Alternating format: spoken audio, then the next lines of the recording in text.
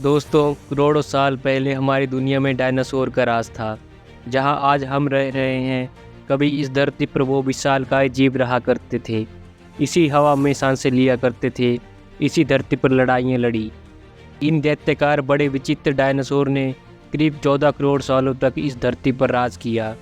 इन dinosaur की कई हजार प्रजातियां थीं, जिनमें से कुछ डायनासोर बहुत ही हिंसक और ख़तरनाक थे। कुछ डायनासोर बहुत ही शांत स्वभाव के थे। इनमें से कुछ मांसाहारी थे तो कुछ शाकाहारी। यह उस समय के सबसे सफल जीव थे, लेकिन फिर अचानक कुछ ऐसा हुआ जिसने इनका नामो निशान ही मिटा दिया।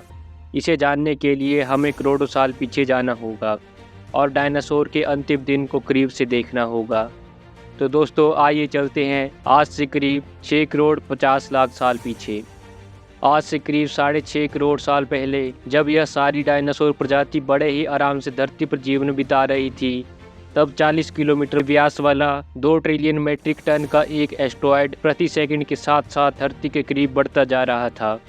जब यह एस्टेरॉयड पृथ्वी के वायुमंडल के संपर्क में आया तो इसकी रफ्तार 60,000 किलोमीटर प्रति घंटा हो गई और कुछ ही क्षण में यह एस्टेरॉयड मेक्सिको की खाड़ी के पास जमीन से टकराता है और लगभग 35,000 डिग्री सेल्सियस की ऊर्जा वाला एक भयंकर विस्फोट होता है। यह टक्कर हिरोशिमा पर गिराए गए एटम बम से करीब 10 अरब गुना ज़्यादा शक्तिशाली थी। इस एस्टेरॉयड के धरती से टकराने के तुरंत बाद ही सैकड़ों किलोमीटर दूर तक आग का गोला फैल गया था, जिसने अपने रास्ते में आने वाले सभी जीवों को तुरंत ही राख में बदल दिया। इस टक्कर से समुद्र में कई मीटर ऊंची खतरनाक लहरें उठी, जिन्होंने आधी दुनिया में तबाही मचा दी थी। इस टक्कर के बाद निकले धूल और राख धीरे धीरे आसमान में फैल गए, जिसके कारण हमारे धरती का वायुमंडल कई महीनों तक गैस और डस्ट से पूरी तरह ढक गया। इससे हमारे सूरज से आने वाली प्रकाश की किरणें धरती के स्तर तक पहुंचना बंद हो गई, जिसने धरती के फूड चेन को इम्बैलेंस कर दिया।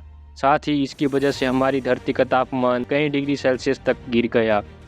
अचानक आए इस महाविनाश की वजह से जीव जंतुओं और पौधों की कई प्रजातियां तुरंत ही नष्ट हो गई। कुछ महीनों बाद धीरे धीरे पृथ्वी के वायुमंडल से गैस और डस्ट साफ हुआ और प्रकाश की किरणें धरती तक पहुंचने लगी। लेकिन उसके बाद ग्रीन हाउस गैसेज जो पृथ्वी के वायुमंडल में पहुंच गई थी, उन्होंने पृथ्वी को अचानक बहुत गर्म करना शुरू कर दिया। तापमान में आए इस भयानक उतार चढ़ाव ने कई और प्रजातियों को नष्ट कर दिया।